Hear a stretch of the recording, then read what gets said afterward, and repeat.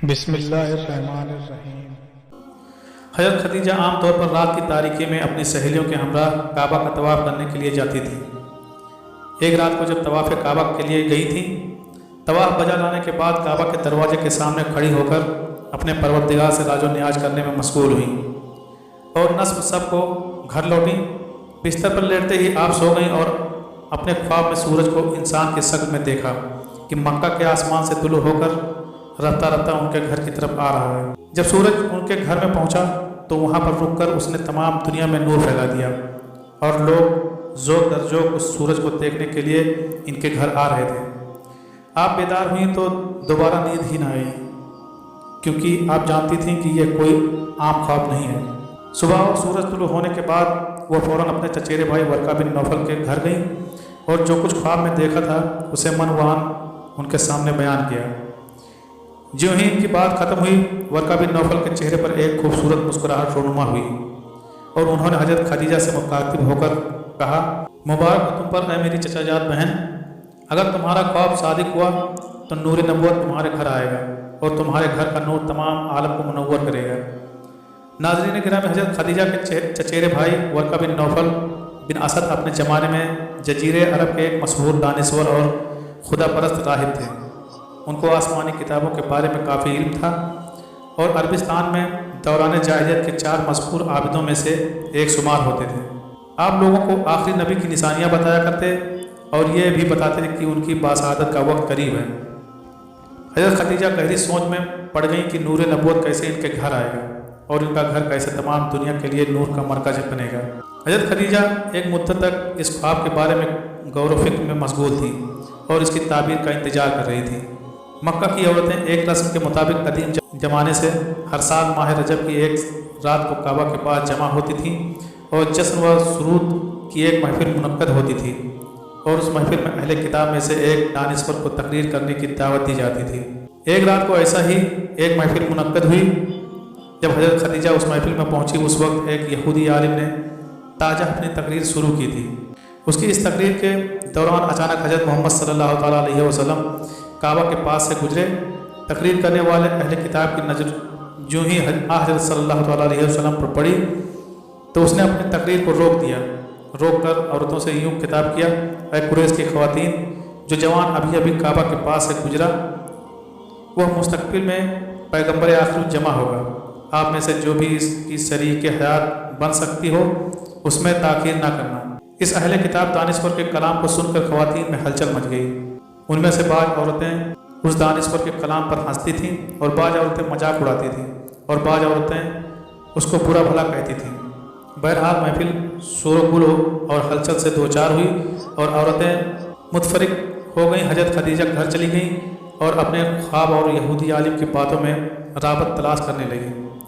اگلے دن حضرت خدیجہ نے اپنی کنیز کو اس یہودی دانشور کے پاس بھیجا اور اسے اپنے گھر آنے کی دعوت دی۔ یہ اہل کتاب دانشور جب حضرت خدیجہ کے گھر پہنچا تو حضرت خدیجہ نے اس سے سوال کیا کہ اے دانشور، آپ نے کیسے سمجھا کہ محمد خدا کے پیغمبر ہیں؟ یہودی عالم نے جواب میں کہا، میں نے ان کی صفات کو تورات میں پڑھا۔ تورات میں آیا کہ پیغمبر آخر جمع کے ماں باپ ان کے بچپن میں دنیا سے چلے جائیں گے، ان کی کفالت پرورش اور حفاظت ان کے جد کریں گے اور قریش کی ایک خاتون سے شادی کریں گے جو اپنی قوم کی عجیب خاتون ہوگی اور اپنے قبیلے میں امیر اور صاحب تدبیر ہوگی۔ اس کے بعد اس یہودی دانشور نے حضرت خدیجہ سے مخاطب ہو کر کہا، اے خدیجہ، میری اس بات کو اپنے پاس محفوظ رکھنا اور اسے فراموش نہ کرنا۔ اس کے بعد اس حضرت صلی اللہ تعالیٰ علیہ وسلم کی عظمت و جلال کے بارے میں چند آثار پڑھے اور واپس جاتے وقت حضرت خدیجہ سے مخاطب ہو کر کہا، کوشش کرنا کہ محمد کو نہ کھو دینا، ان کے ساتھ شادی کرنے میں دنیا و آخرت کی سعادت ہے۔ حبیب خدا سرور کائنات احمد مصطفیٰ محمد مصطفیٰ صلی اللہ تعالیٰ علیہ وسلم 25 برس کے ہوئے تو خشک سالی نے مکہ کو گھیر لیا تو جناب ابو طالب نے حضرت محمد سے مخاطب ہو کر کہا، اے میرے بھتیجے، ہم سخت حال سے دوچار ہیں۔ میں بھی بوڑھا اور تنگ دست ہو چکا ہوں اور زندگی کے آخری ایام گزار رہا ہوں۔ میری تمنا ہے کہ مرنے سے پہلے آپ کے لیے ایک شریک حیات کو منتخب کروں تاکہ آپ شادی کریں اور میں بھی اطمینان و سکون کے ساتھ اس دنیا کو ودا کر جاؤں، لیکن مالی مشکلات میری اس تمنا کو عملی جامہ پہنانے میں رکاوٹ بنی ہوئی ہے اور آپ کے مستقبل کے بارے میں فکر مند ہوں۔ جناب ابو طالب نے اپنی بات کو جاری رکھتے ہوئے فرمایا، اے محمد صلی اللہ تعالیٰ علیہ وسلم، कुरैश का तिजारती कारवां अनकरीब तश्कील पाकर शाम जा रहा है। खदीजा बिन्त खुवैलिद हमारे रिश्तेदार हैं और काफ़ी दौलतमंद हैं। मक्का के बहुत से लोग उनसे माल और सरमाया कर्ज के तौर पर लिया है और उनके माल से तिजारत करते हैं। अगर आप खदीजा के पास जाएंगे तो मुझे यकीन है कि वो आपको काफ़ी माल देंगी। इस सरमाया से माल खरीद कर कुरैश के कारवां के हमरा आप शाम चले जाएं। शायद इस तिजारत के नतीजे में आपको कोई नफ़ा मिल जाए और खुदावंद मुताल हमारी ज़िंदगी की बाज़ मुश्किलात को हल करते हैं। दूसरी तरफ हज़रत खदीजा बिन्त खुवैलिद के पास रसूलुल्लाह सल्लल्लाहु अलैहि वसल्लम की सदाकत व अमानत की खबर मुतवातिर पहुँच रही थी। अभी चचा अबू तालिब के साथ रसूलुल्लाह सल्लल्लाहु अलैहि वसल्लम की बातें जारी थी कि हज़रत खदीजा का गुलाम ये पैगाम लेकर आ गया कि खदीजा आपको अपना माल देकर तिजारत के लिए शाम भेजना चाहती हैं और वो फरमाती हैं जितना मुआवजा वो दूसरों को देती हैं आपको उससे दुगना देंगी। इस पर अबू तालिब ने आप सल्लल्लाहु अलैहि वसल्लम को कहा कि ये वो रिस्क है जो अल्लाह ने तुम्हारी जानिब खींच कर भेजा है। इसके बाद आप सल्लल्लाहु अलैहि वसल्लम काफ़िले के साथ शाम की तरफ रवाना हुए। आपके हमरा हज़रत खदीजा का गुलाम मैसरा भी था। जब काफ़िला शाम के शहर बसरा में पहुंचा तो वहां नस्तरवा राहिब ने आप सल्लल्लाहु अलैहि वसल्लम में नबूवत की अलामत पहचान कर आपके नबी आखिर जमा होने की पेशन गोई की। दूसरा अहम वाक़या ये पेश आया कि जब आप सल्लल्लाहु अलैहि वसल्लम ने तिजारती सामान फ़रोख्त कर लिया तो एक शख्स से कुछ बातचीत बढ़ गई। उसने कहा कि लात व उज्जा की कसम उठाओ तो हज़रत सल्लल्लाहु अलैहि वसल्लम ने फरमाया मैंने कभी इन दोनों की कसम नहीं खाई, मैं तो इनके पास से गुजरते हुए इनसे मुंह मोड़ लेता हूँ। उस शख्स ने यह बात सुनकर कहा हक बात तो वही है जो तुमने कही। फिर उस शख्स ने मैसरा से मुखातिब होकर कहा खुदा की कसम ये तो वही नबी हैं जिनकी सिफात हमारे उलमा किताबों में लिखी हुई पाते हैं। तीसरा वाक़या यह पेश आया कि मैसरा ने देखा कि जब तेज़ गर्मी होती तो बादल नबी अकरम सल्लल्लाहु अलैहि वसल्लम पर साया कर रहे होते थे। यह सब कुछ देखकर मैसरा तो आप सल्लल्लाहु अलैहि वसल्लम से बहुत ही ज़्यादा मुतासिर था। वापसी में दोपहर के वक्त जब वापस पहुँचे तो हज़रत खदीजा ने अपने बाला खाने में बैठे देखा कि नबी अकरम सल्लल्लाहु अलैहि वसल्लम ऊँट पर बैठे इस तरह तशरीफ़ ला रहे थे कि बादल ने सिर्फ आप पर साया किया हुआ था।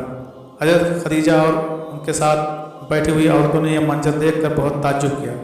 काफ़िला रुका तो मैसरा हज़रत खदीजा से मिलने गया और सारे सफ़र की रुदात सुनाई।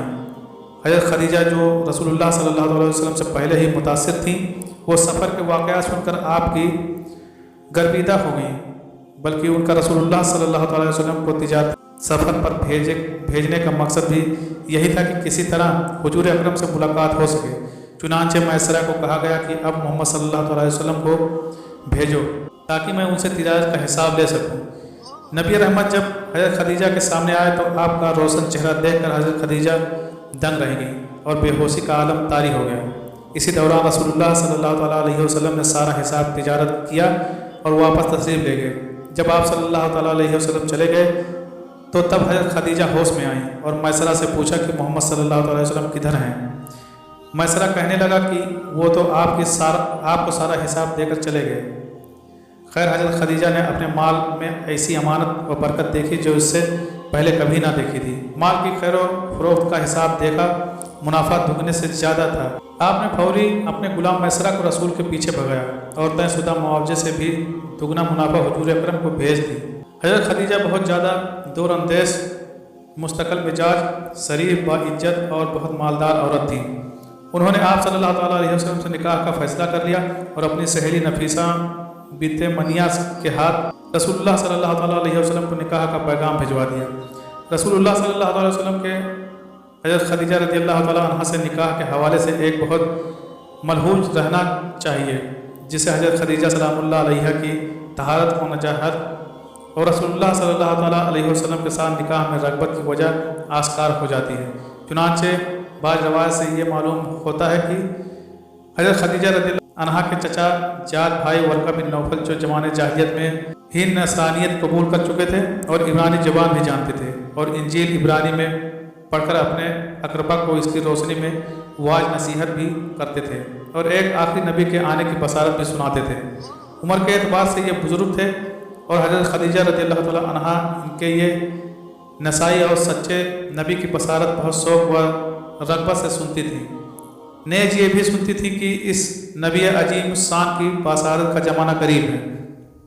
और उस हवाले से उन्होंने वर्का बिन नौफल से काफ़ी कुछ सुन रखा था। चुनांचे रसूलुल्लाह सल्लल्लाहु अलैहि वसल्लम की सदाकत व दयानत और दीगर सफ़ात कामला का जिक्र सुना और वर्का बिन नौफल की बताई हुई बाज अलामत नबूवत आप सल्लल्लाहु अलैहि वसल्लम में पाई, तो उन्होंने अपने गुलाम मैसरा के साथ रसूलुल्लाह सल्लल्लाहु अलैहि वसल्लम को माल तिजारत देकर इसीलिए भेजा कि आप सल्लल्लाहु अलैहि वसल्लम के तिजारती व माली मामलात और सफ़र में आप सल्लल्लाहु अलैहि वसल्लम के अखलाक व आदात का मजीद मुशाहिदा कर सकें। इसलिए बाज़ रवायत में है कि उन्होंने गुलाम को हिदायत की थी कि सफ़र के तमाम वाक़यात नोट करें और वापसी पर पूरी तफसील बताएं। इसी हिदायत की रोशनी में गुलाम ने आप सल्लल्लाहु अलैहि वसल्लम की बरकत व गैरह के हवाले से जिन कमालात का मुशाहिदा किया वो सब तफसील बता दी। इसलिए इससे हज़रत खदीजा रज़ियल्लाहु तआला अन्हा का जन्म गालिब हो गया कि अल्लाह ताला के आखिरी रसूल यही हैं, और उन्होंने ये सोचा कि इससे बड़ी सआदत क्या होगी कि आप सल्लल्लाहु अलैहि वसल्लम की ज़ौजियत के रिश्ते से मुंसलक हो जाऊँ। चुनांचे सिद्दीक़ा ताहिरा व मुताहरा उम्मुल मोमिनीन हज़रत खदीजा रज़ियल्लाहु तआला अन्हा ने बिलवास्ता आप सल्लल्लाहु अलैहि वसल्लम को निकाह का पैगाम भेज दिया। आप सल्लल्लाहु अलैहि वसल्लम ने अपने चचाओं को मज़कूरा रिश्ता के सिलसिले में आगाह फरमाया, जिसके बाद आपके चचा हज़रत हम्जा रज़ियल्लाहु तआला अन्हु रसूलुल्लाह सल्लल्लाहु अलैहि वसल्लम के साथ हज़रत खदीजा रज़ियल्लाहु तआला अन्हा के वालिद खुवैलिद बिन असद के पास रिश्ता लेकर आए।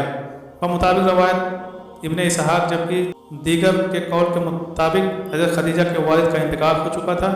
हज़रत हम्जा रिश्ता लेकर हज़रत खदीजा के चचा उमर बिन असद के पास तशरीफ़ लाए। रिश्ता तय पाने के बाद नबी आखिर जमा सल्लल्लाहु अलैहि वसल्लम और हज़रत खदीजा रज़ियल्लाहु तआला अन्हा के निकाह की तकरीब हज़रत खदीजा रज़ियल्लाहु तआला अन्हा के घर में मुनक्कद हुई।